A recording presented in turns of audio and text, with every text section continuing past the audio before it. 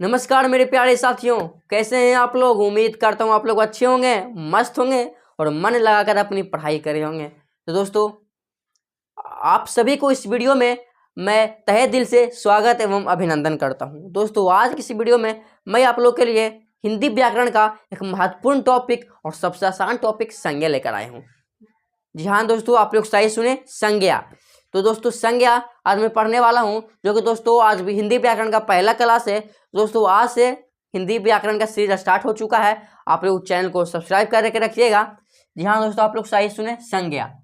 ठीक है ना दोस्तों, आप लोग को पता होगा, आप लोग किसी भी तरह बोर्ड एग्जाम की तैयारी कर रहे हैं या किसी भी कॉम्पिटिटिव एग्जाम की तैयारी कर रहे होंगे, तो दोस्तों आप लोग को हिंदी व्याकरण से भर भर के क्वेश्चन पूछे जाते हैं।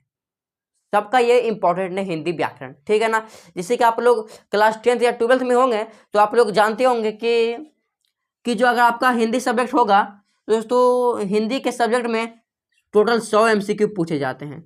टोटल 100 ऑब्जेक्टिव पूछे जाते हैं, आप लोग को पता होगा, जिसमें दोस्तों आपको बनाना 50 होता है।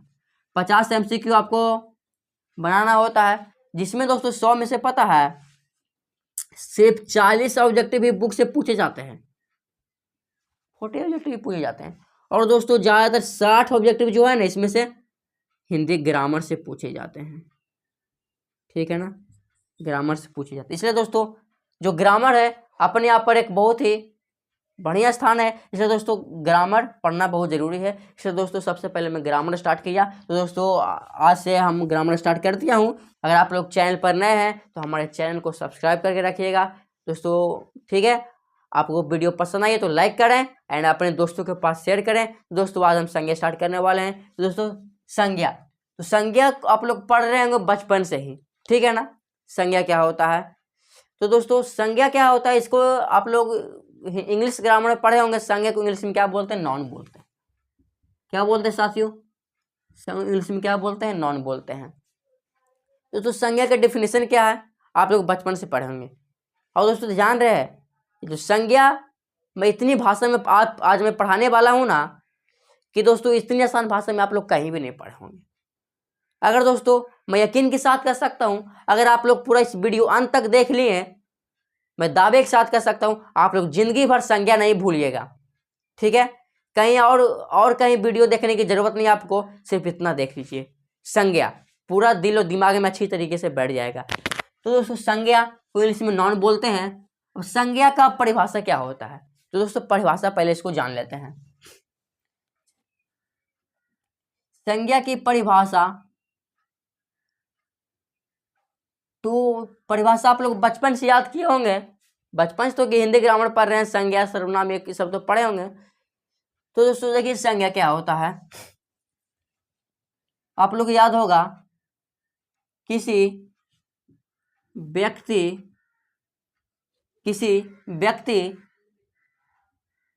व्यक्ति वस्तु स्थान या भाव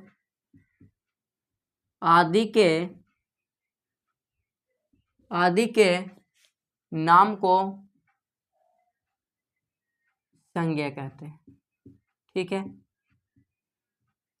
संज्ञा कहते हैं। देखिए इसे दोस्तों चलिए स्टार्ट करता हूँ। किसी व्यक्ति वस्तु स्थान या भाव आदि के नाम को संज्ञा कहते हैं। आप लोग जानते होंगे दुनिया में किसी भी नाम हो, कोई भी नाम हो, संज्ञा कहलाता है। संसार में कितने भी कोई भी चीज है ना, उसका एक अपना नाम जरूर होगा, वही नाम संज्ञा है। दुनिया का हर एक वस्तु, दुनिया का हर एक प्राणी, दुनिया का हर एक चीज जो भी आपको दिख रहा आपको नंगी आंखों से, वो क्या संज्ञा है, समझे। जो भी आपको दिख रहा है उसका जो नाम है वो संज्ञा है। जैसे कि दोस्तों देखिए संज्ञा का अर्थ ये होता है, साधारण अर्थ क्या होता है संज्ञा, इसका अर्थ ये होता है नाम। संज्ञा का अर्थ क्या होता है, नाम होता है। आप लोग समझिएगा, जैसे कि आप लोग एक ट्रिक के माध्यम से समझिएगा संज्ञा। देखिएगा दोस्तों, दुनिया का कोई भी चीज, दुनिया का कोई भी वस्तु आप लोग जब बोलिएगा या सोचिएगा, उसका इमेज आपको दिमाग में बनेगा, वो संज्ञा है। बनता है कि नहीं बनता, आप लोग बताइएगा कमेंट सेक्शन में। जैसे कि देखिए मैं कुछ भी बोल रहा हूँ, एप्पल, जैसे कि एप्पल आप बोलते हैं ना, या सेब बोलते हैं, तो उसका इमेज आपके दिमाग में तुरंत बन जाता होगा। कि एप्पल कैसा होता है, किस तरह का होता है, उसका आकार कैसा है। ठीक है, आप लोग जैसे बोलते होंगे घोड़ा, घोड़ा का तो इमेज बन गया होगा कि घोड़ा ऐसा होता है भाई, हाँ ठीक है ना। वही क्या संज्ञा, दुनिया का हर एक वस्तु, दुनिया का हर एक चीज के नाम क्या है, संज्ञा है, बस इतना ही समझिए संज्ञा के साधारण अर्थ। तो दोस्तों इस हम तो आप लोग बचपन से पढ़ रहे हैं, लेकिन हमारे सिलेबस में चले आते हैं तो क्या करेंगे, बेसिक से पढ़ना ही पड़ेगा दोस्तों। अब पढ़ेंगे संज्ञा के प्रकार। संज्ञा के प्रकार टोटल कितने होते हैं दोस्तों, आप लोग जानते होंगे, बचपन से पढ़े पढ़ेंगे, बच्चा बच्चा बता देगा कि संज्ञा के 5 भेद होते हैं। संज्ञा के 5 भेद होते हैं, तो कौन कौन होते हैं दोस्तों, आपको देखिए मैं बोर्ड पर लिख रहा हूँ, पेपर लिखेंगे। संज्ञा के 5 प्रकार होते हैं। संज्ञा 5 प्रकार के होते हैं, संज्ञा के 5 प्रकार होते हैं। कुछ भी कीजिएगा, ठीक है, कुछ भी लिखिए दोस्तों। उसमें से पहला होता है, क्या होता है, व्यक्तिवाचक संज्ञा। व्यक्तिवाचक संज्ञा पहले क्या होता है, व्यक्तिवाचक संज्ञा। दूसरा क्या होता है दोस्तों, जातिवाचक संज्ञा। कमेंट में बताते रहिएगा, ठीक है। दूसरा होता है साथियों जातिवाचक संज्ञा। और क्या होता है बोलिए, जातिवाचक संज्ञा। तीसरा क्या होता है मेरे प्यारे प्यारे साथियों, तीसरा होता है समूहवाचक संज्ञा। समूहवाचक संज्ञा। चौथा यानी 4th नंबर होता है द्रव्यवाचक संज्ञा। द्रव्यवाचक संज्ञा। 5वां यानी कि सबसे अंतिम होता है दोस्तों, क्या होता है, द्रव्यवाचक संज्ञा। उसके बाद होता है भाववाचक संज्ञा।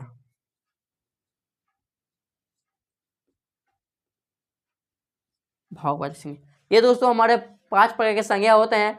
पहला व्यक्तिवाचक संज्ञा, ठीक है। दूसरा जातिवाचक संज्ञा। तीसरा समूहवाचक संज्ञा।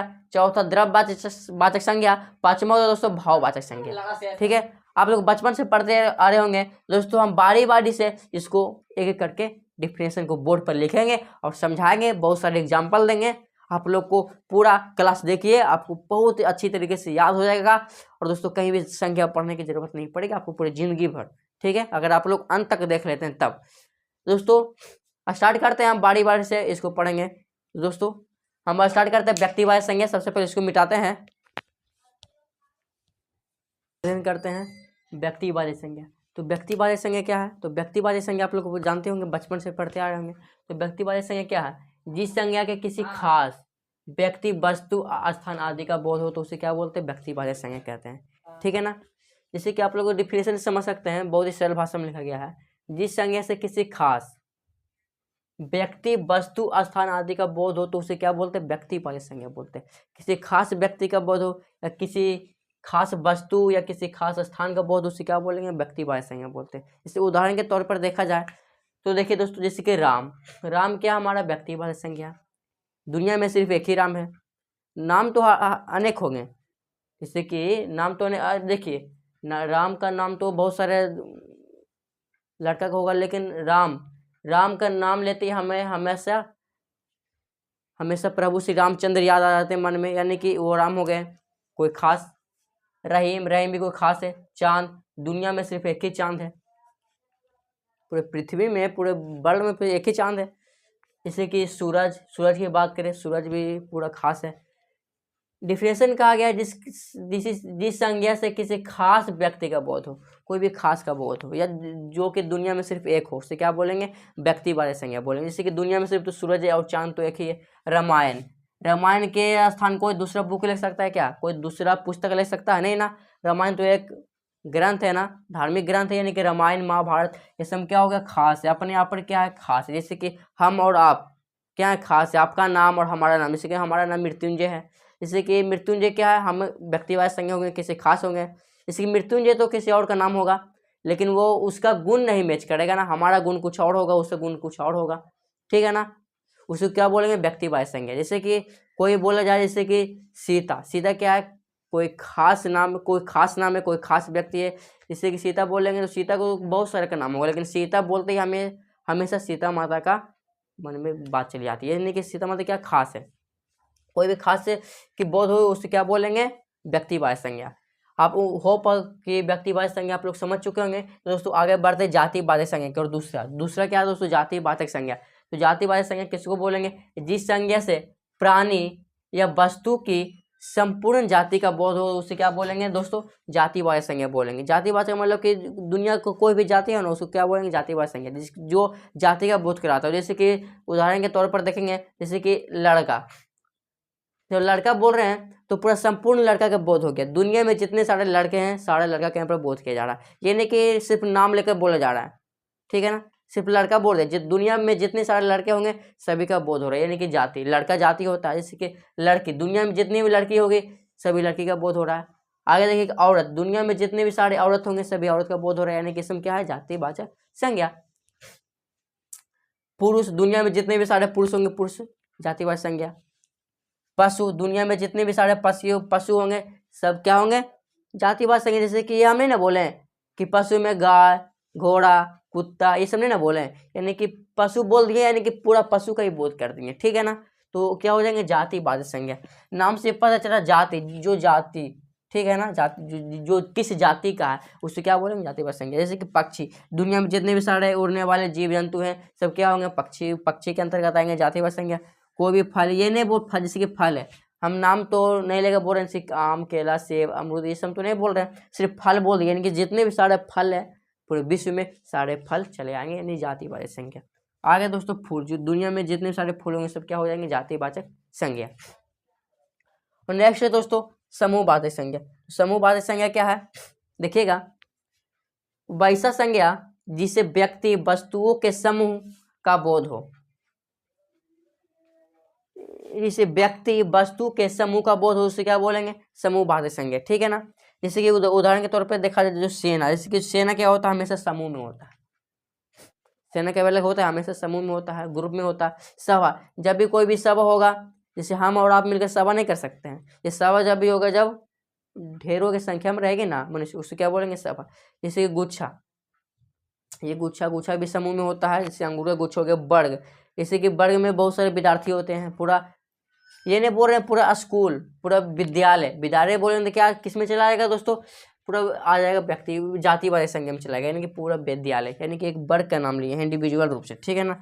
वर्ग क्या हमारे क्या हो जाएगा, समूहवाचक संज्ञा। तो दोस्तों बचा है हमें हमारे पास द्रव्यवाचक संज्ञा और भाववाचक संज्ञा। चलिए उनको भी हल कर लेते हैं। होप कि ये तो समझ गए होंगे, तो इसका आप लोग स्क्रीनशॉट लीजिए, आगे बढ़ते हैं।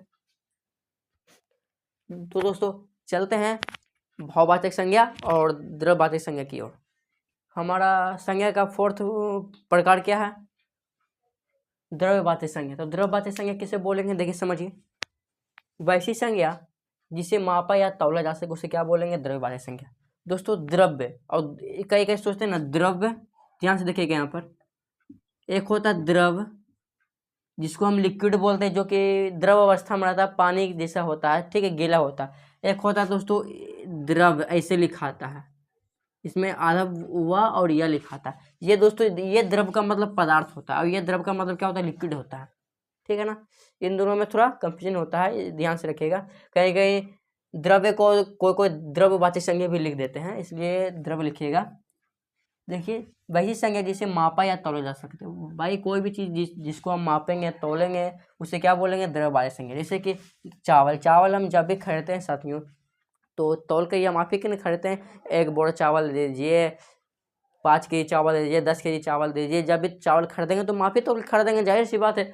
और अगला दाल को भी हम माफी के तौल के खरीदते हैं, दूध को भी हम माप के खरीदते हैं या तौल के खरीदते हैं, 1 किलो 2 किलो, ठीक है। घी को भी तौल के खरीदते हैं, आधा किलो 1 किलो 2 किलो, इसी प्रकार का मतलब कि और कुछ भी जिससे मापा या तौला जा सके आप लोग समझिएगा, ठीक है।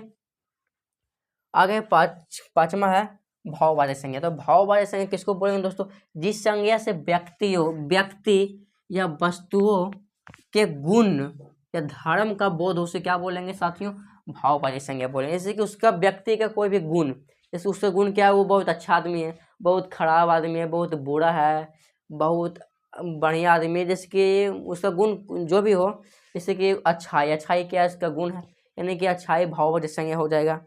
किस में चलाएगा, भाववाचक संज्ञा में चलाएगा, अच्छाई बुराई, भाववाचक संज्ञा चलाएगा बचपन, ये भी एक उसका गुण है।